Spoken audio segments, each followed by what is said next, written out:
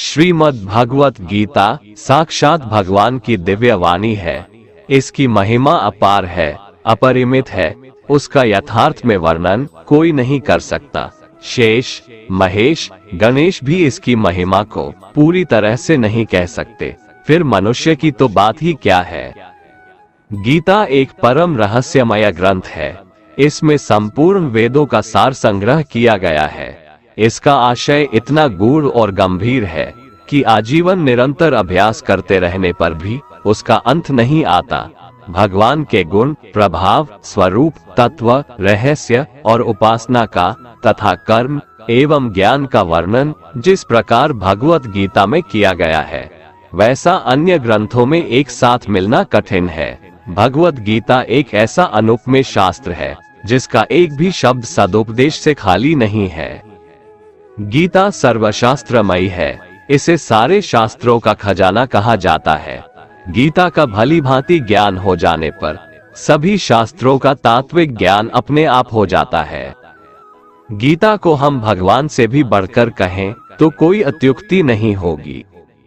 भगवान ने स्वयं कहा है, मैं गीता के आश्रय में रहता हूँ। गीता मेरा श्रेष्ठ घर है। गीता के ज्ञान का सहारा लेकर ही मैं तीनों लोकों का पालन करता हूँ। इसके सिवा गीता में ही भगवान अपने मुक्त कंठ से यह घोषणा करते हैं कि जो कोई मनुष्य मेरी इस गीता रूप आज्ञा का पालन करेगा वह निसंदेह मुक्त हो जाएगा। यही नहीं, भगवान कहते हैं कि जो कोई इसका अध्ययन भी करेगा उसके द्वारा मैं ज्ञान यज्ञ से पूजित होऊंगा। भगवान कहते हैं, जो मनुष्य गीता का रहस्य भक्तों को धारण कराता है और उनमें इसका विस्तार एवं प्रचार करता है, वो मनुष्य मुझे अतिशय प्रिय है। गीता संपूर्ण जीवन दर्शन है और इसका अनुसरण करने वाला व्यक्ति सर्वश्रेष्ठ होता है। भगवत गीता ही है जो आधुनिक युग में समस्याओं से घिरे हुए मनुष्य को एक कर्मशील जीवन जीने के लिए प्रेरित करती है।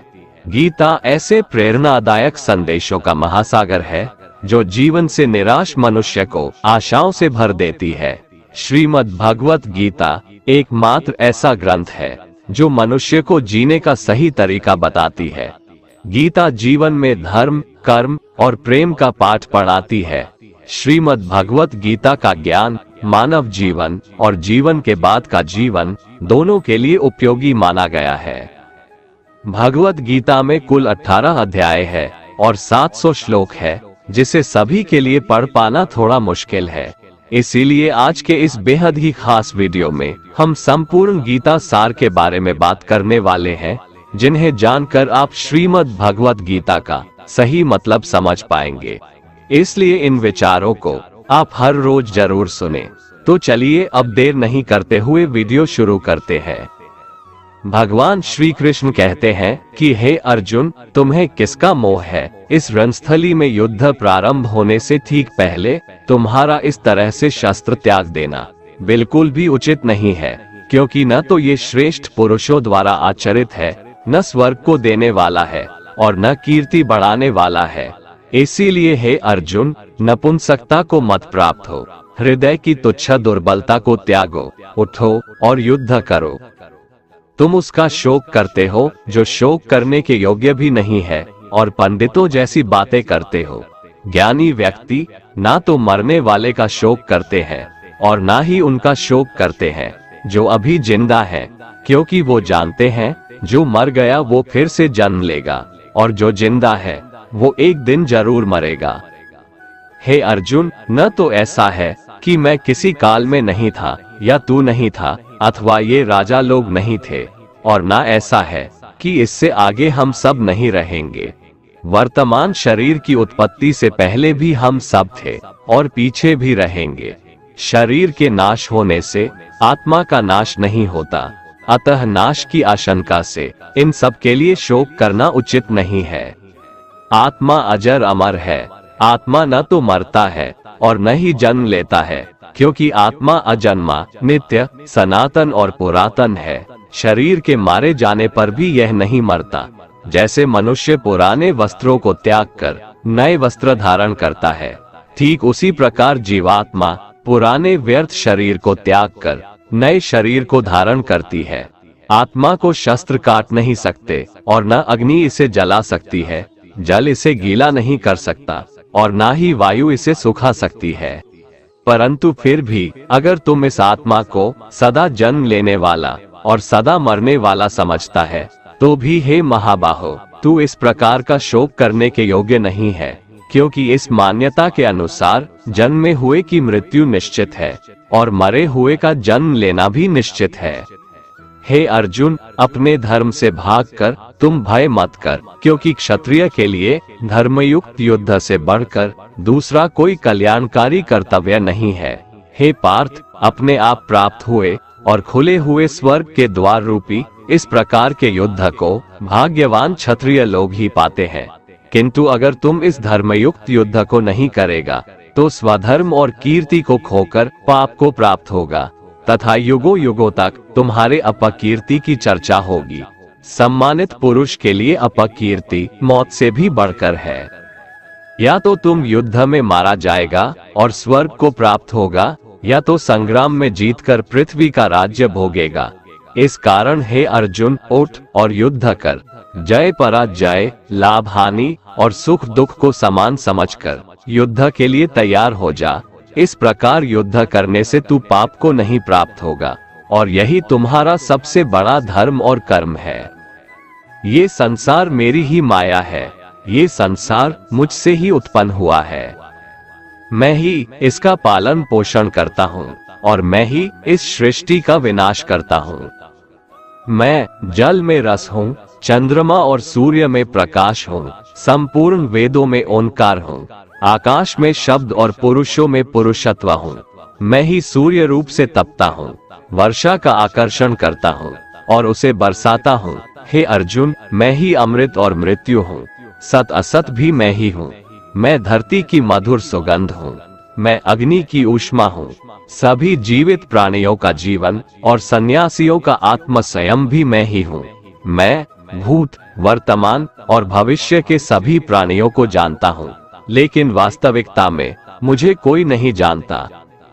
हमेशा शक करने वाला व्यक्ति कभी शांति प्राप्त नहीं कर पाता है।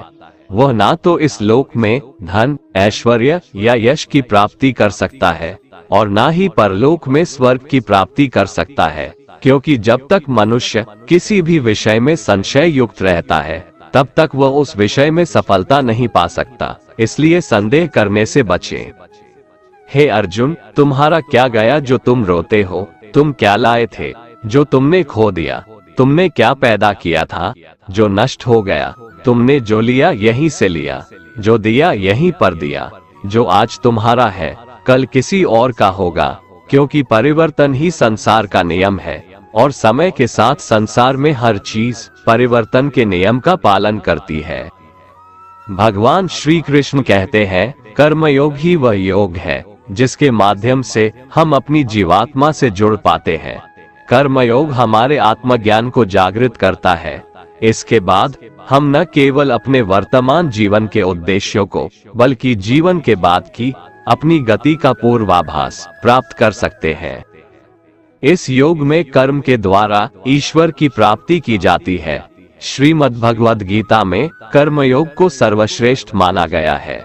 गृहस्थ और कर्मठ व्यक्ति के लिए ये योग अधिक उपयुक्त है। कर्म योग सिखाता है कि कर्म के लिए कर्म करो, आसक्ति रहित होकर कर्म करो।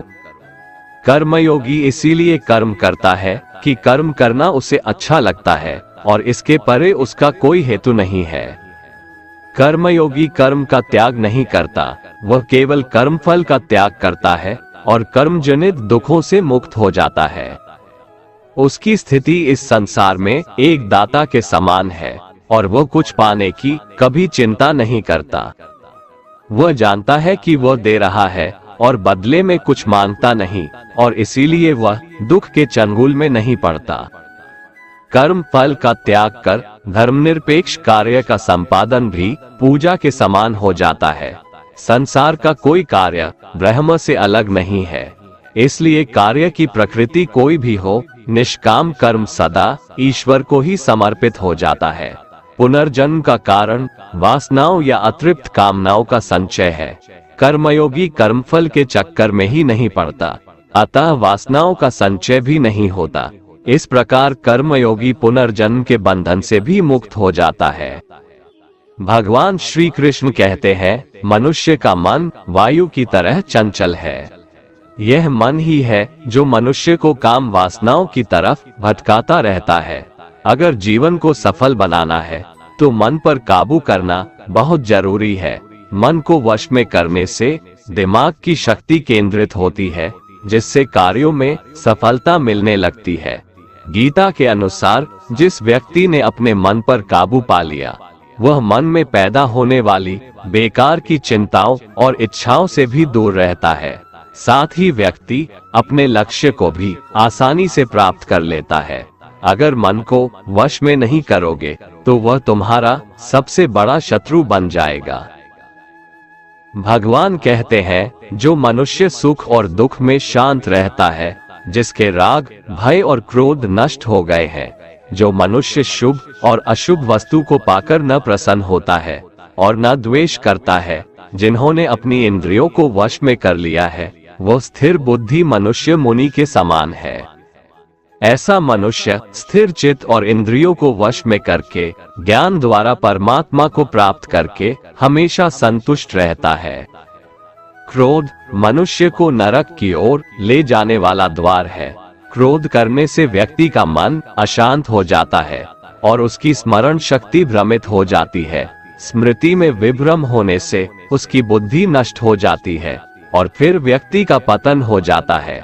भगवान श्री कृष्ण कहते हैं, मनुष्य को क्रोध करने से बचना चाहिए। कितना भी गुस्सा आए, स्वयं को शांत रखने का प्रयास करें। श्री भगवान कहते हैं, जिस प्रकार समुद्र की स्थिति अचल है, भारी से भारी आंधी तूफान आने पर या अनेक नदियों के जल प्रवाह उसमें प्रविष्ट होने पर भी वह अपनी स्थिति से विचलित नहीं होता, मर्यादा का त्याग नहीं करता, उसी प्रकार परमात्मा के स्वरूप में स्थित योगी की स्थिति भी सर्वथा अचल होती है। बड़े से बड़े सांसारिक सुख दुखों का संयोग वियोग होने पर भी उसकी स्थिति में जरा भी अंतर नहीं पड़ता। वह योगी परमात्मा में नित्य, निरंतर, अटल और एकरस स्थित रहता है। जो मनुष्य संपूर्ण कामनाओं को त्याग कर ममता रहित, अहंकार रहित और स्पृहा रहित होकर विचरण करता है, वही मनुष्य शांति को प्राप्त कर पाता है। जिस प्रकार प्रकाश की ज्योति अंधेरे में चमकती है, ठीक उसी प्रकार सत्य भी चमकता है। इसलिए व्यक्ति को सदैव सत्य के मार्ग पर चलना चाहिए। सत्य कभी दावा नहीं करता है कि मैं सत्य हूँ, लेकिन झूठ हमेशा दावा करता है कि सिर्फ मैं ही सत्य हूँ। इस संपूर्ण संसार में कोई भी व्यक्ति महान नहीं जन्मा होता है, बल्कि उसके कर्म उसे महान बनाते हैं। सही कर्म वह नहीं है जिसके परिणाम हमेशा सही हो, अपितु सही कर्म वह है जिसका उद्देश्य कभी गलत ना हो। श्रेष्ठ पुरुष जैसा आचरण करता है, अन्य पुरुष भी वैसा ही आचरण करते हैं। वो जो कुछ प्रमाण देता है, समस्त मनुष्य समुदाय उसी के पद चिन्हों पर अपने रास्ते चुनता है। इसलिए सज्जन व्यक्तियों को सदैव अच्छा व्यवहार करना चाहिए। जो मनुष्य ईश्वर में श्रद्धा नहीं रखते, वो अज्ञानी मनुष्य जीवन में कभी भी सुख, शांति और सफलता को प्राप्त नहीं कर पाते। ऐसे मनुष्य की बुद्धि विपरीत हो जाती है। वे लौकिक और पारलौकिक सब प्रकार के सुख साधनों को विपरीत ही समझने लगते हैं। इसी कारण वे विपरीत आचरणों में प्रवृत्त हो जाते हैं। इसके फलस्वरूप उनका इस लोक में और परलोक में पतन हो जाता है। वे अपनी वर्तमान स्थिति से भी भ्रष्ट हो जाते हैं और मरने के बाद उनको अपने कर्मों का फल भोगने के लिए सूकर, कुकर आदि नीच योनियों में जन्म लेना पड़ता है या घोर नरक में पड़कर भयानक यातनाएं भोगनी पड़ती है।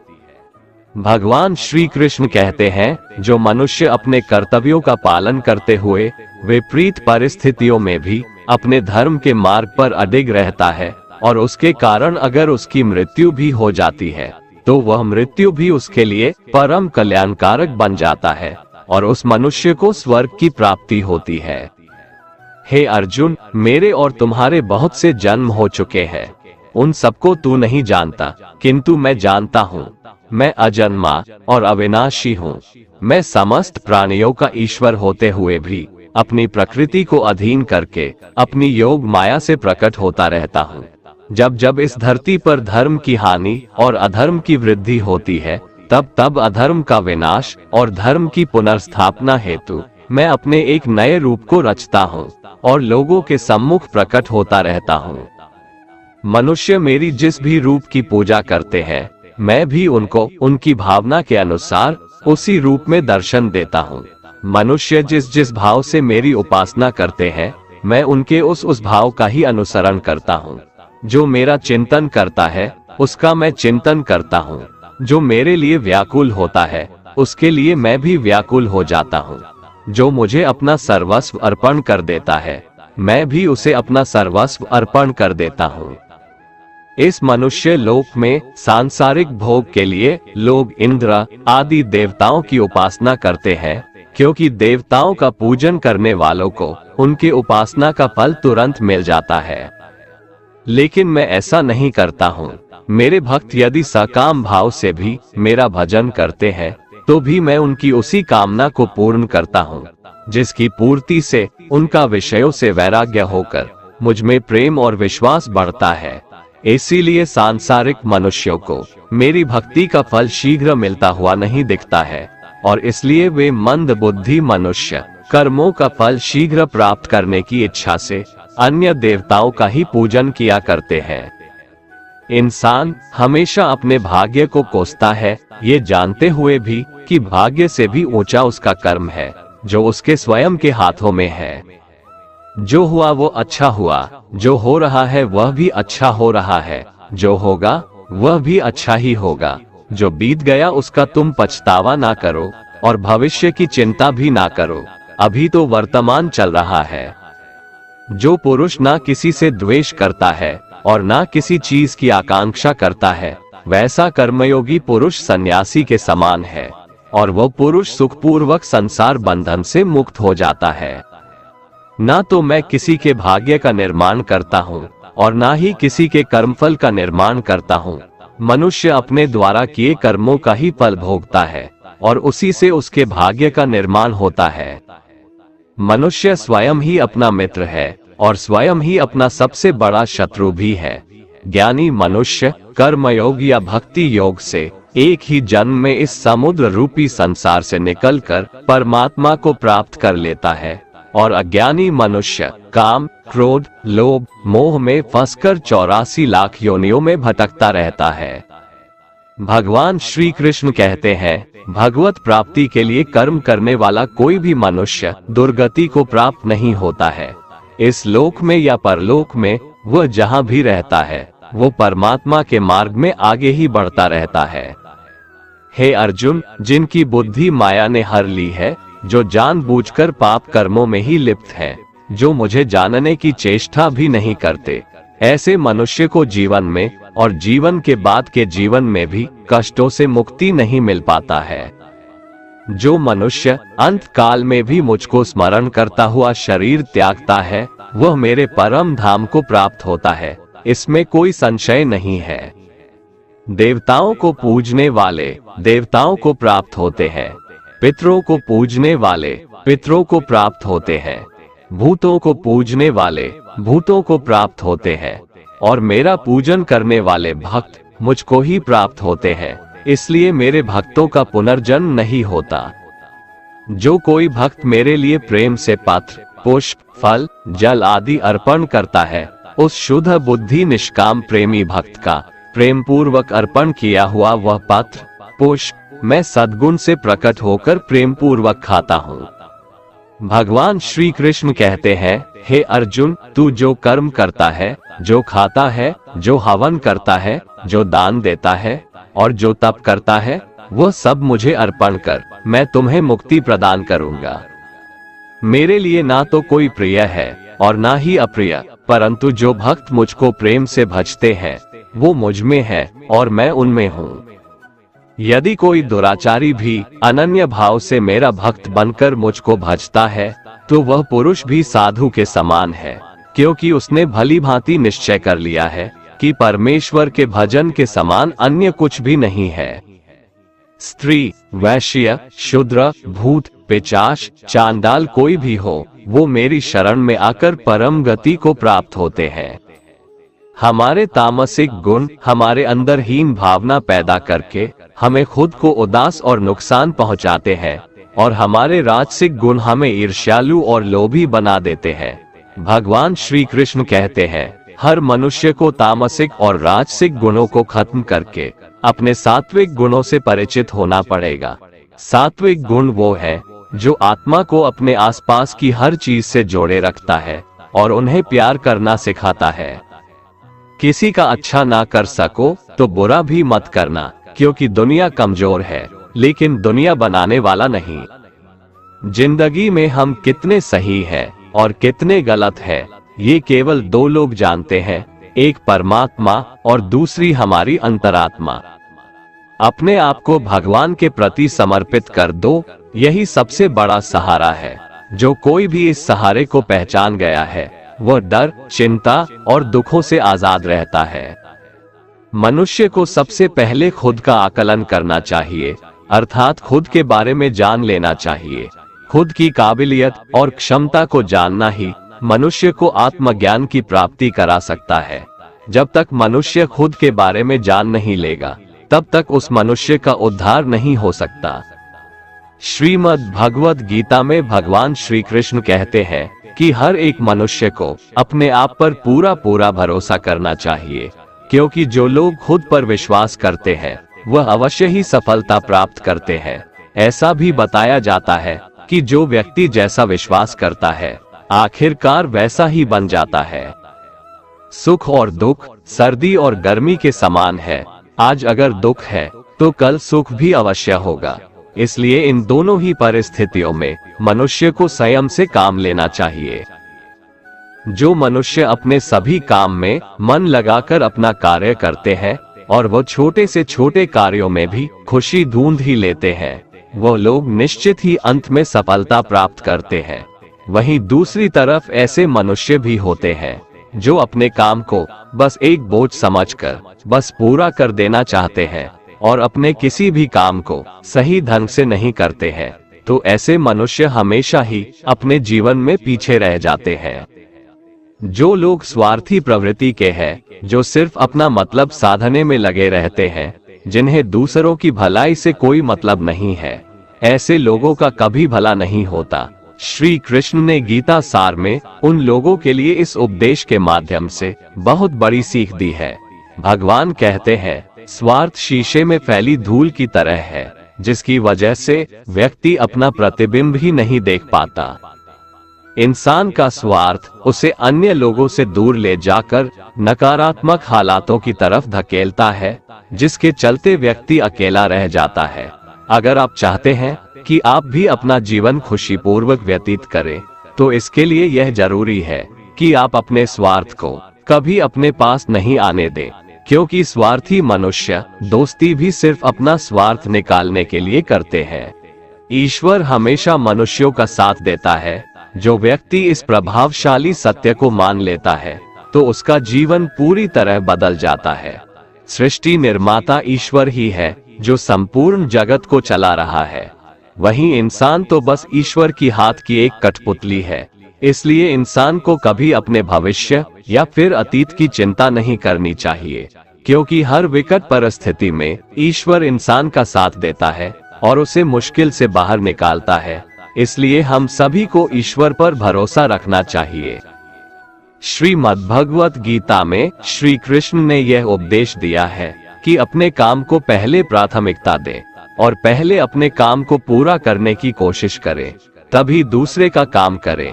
क्योंकि जो लोग पहले अपने काम को नहीं करते और दूसरे का काम करते रहते हैं, वे लोग अक्सर परेशान रहते हैं। मनुष्य अपने हृदय से जो दान कर सकता है वो अपने हाथों से नहीं कर सकता, और मौन रहकर जो कुछ वो कह सकता है वो शब्दों से नहीं कह सकता। जो चीजें हमारे दायरे से बाहर हो उसमें समय गंवाना मूर्खता ही होगी। किसी भी व्यक्ति को ना तो समय से पहले और ना ही भाग्य से अधिक कुछ मिलता है, लेकिन उसे पाने के लिए सदैव प्रयत्नशील रहना चाहिए। जो मनुष्य मेरे पर मन लगाते हैं मेरी भक्ति करते हैं, मैं उनको वो सब कुछ प्रदान करता हूँ जो उनके पास नहीं है, और जो उनके पास है मैं उनकी रक्षा भी करता हूँ। इसलिए ये बहुत जरूरी है कि हम अपने बुरे वक्त में परमात्मा पर भरोसा रखें। भगवान श्री कृष्ण कहते हैं, कितना भी बुरा वक्त आ जाए कभी विचलित नहीं होना चाहिए, बल्कि डटकर उसका सामना करना चाहिए, क्योंकि इस संसार का नियम है, जो आया है उसे दुख का सामना करना पड़ेगा। रोने से और चिंता करने से कोई फायदा नहीं होने वाला है, बल्कि इससे दुख और बढ़ेगा।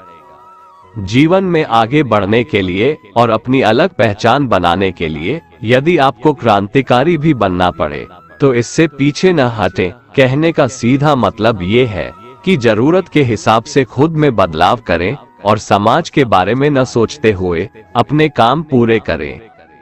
जीवन में दोस्तों की भूमिका बहुत अहम होती है। सच्चे दोस्तों की पहचान हमेशा मुश्किल वक्त में ही होती है। जिस तरह भगवान कृष्ण ने पांडवों के मुश्किल वक्त में उनका साथ दिया था, वैसे ही आपको भी अपने दोस्तों का साथ देना चाहिए। इसके साथ ही आपको ऐसे ही दोस्त बनाने चाहिए जो आपके मुश्किल वक्त में आपके साथ खड़े रहें। जीवन में हार जीत लगी रहती है, लेकिन सफलता सिर्फ उसी व्यक्ति को मिलती है जो अपनी गलतियों और हार से सीख लेकर आगे बढ़े। हार कर निराश होना किसी भी समस्या का हल नहीं है। किसी भी परिस्थितियों से लड़ने के लिए उसके लिए एक बेहतर रणनीति बनाना बहुत जरूरी है। बिना रणनीति के आप हर मोर्चे पर कामयाब नहीं हो पाएंगे। यदि पांडव भी श्री कृष्ण द्वारा बनाई गई रणनीति का पालन नहीं करते तो शायद कौरवों के खिलाफ हुए युद्ध में उन्हें जीत नहीं मिलती। गीता के 10वें अध्याय में भगवान श्री कृष्ण कहते हैं कि हे अर्जुन, मैं सभी प्राणियों के हृदय में स्थित सबका आत्मा हूँ। संपूर्ण प्राणियों का आदि, मध्य और अंत भी मैं ही हूँ। मैं सूर्य हूँ, मैं वेदों में सामवेद हूँ, देवों में इंद्र हूँ, इंद्रियों में मन हूँ, मैं ब्रह्मा हूँ, मैं विष्णु हूँ, मैं महेश हूँ, जलाशयों में मैं समुद्र हूँ, पर्वतों में मैं हिमालय हूँ। इस संपूर्ण संसार में तुम जो कुछ भी देख पाते हो सब मैं ही हूँ। कोई आदमी चाहे लाख चीजें जान ले, चाहे वो पूरे जगत को जान ले, लेकिन अगर वह स्वयं को नहीं जानता तो वह अज्ञानी है। अगर कोई आपको ठुकरा दे तो बुरा मत मानना, क्योंकि वे वास्तव में आपकी कीमत नहीं जानते। जो रिश्ता हमें रुला दे उससे गहरा कोई रिश्ता नहीं, और जो रिश्ता हमें रोता हुआ छोड़ दे उससे कमजोर कोई रिश्ता नहीं। हमेशा शांत रहें, इससे आपके जीवन में खुद को बहुत मजबूत पाएंगे, क्योंकि लोहा ठंडा होने पर ही मजबूत होता है, पर गर्म होने पर तो उसे किसी भी आकार में ढाला जा सकता है। किसी विपत्ति के समय आपको ये 7 गुण बचाएंगे: आपका ज्ञान, आपकी विनम्रता, आपकी बुद्धि, आपके भीतर का साहस, आपके अच्छे कर्म, सच बोलने की आदत और ईश्वर में विश्वास। आत्मा हमेशा जानती है कि सही क्या है और गलत क्या है, लेकिन मनुष्य के सामने चुनौती तो मन को समझने की होती है। मुश्किल समय में व्यक्ति अकेला हो जाता है, लेकिन मुश्किलों की वजह से वही व्यक्ति मजबूत हो जाता है। जो आपको सम्मान दे उसी को सम्मान दीजिए। हैसियत देखकर सर झुकाना कायरता का लक्षण है। हे अर्जुन, जो न कभी हर्षित होता है, ना किसी से द्वेष करता है, ना शोक करता है, ना कामना करता है, जो शुभ और अशुभ संपूर्ण कर्मों का त्यागी है, वह ज्ञानी मनुष्य मुझको अति प्रिय है। जो मनुष्य मुझसे परम प्रेम करके इस परम रहस्य युक्त गीता शास्त्र को मेरे भक्तों में कहेगा, वह मुझको ही प्राप्त होगा, इसमें कोई संदेह नहीं है। उससे बढ़कर मेरा प्रिय कार्य करने वाला मनुष्यों में कोई भी नहीं है, तथा पृथ्वी भर में उससे बढ़कर मेरा प्रिय दूसरा कोई भविष्य में होगा भी नहीं। जो मनुष्य श्रद्धायुक्त दोषों से रहित होकर इस गीता शास्त्र का श्रवण भी करेगा, वह भी सभी पापों से मुक्त होकर मेरे परम धाम को प्राप्त होगा।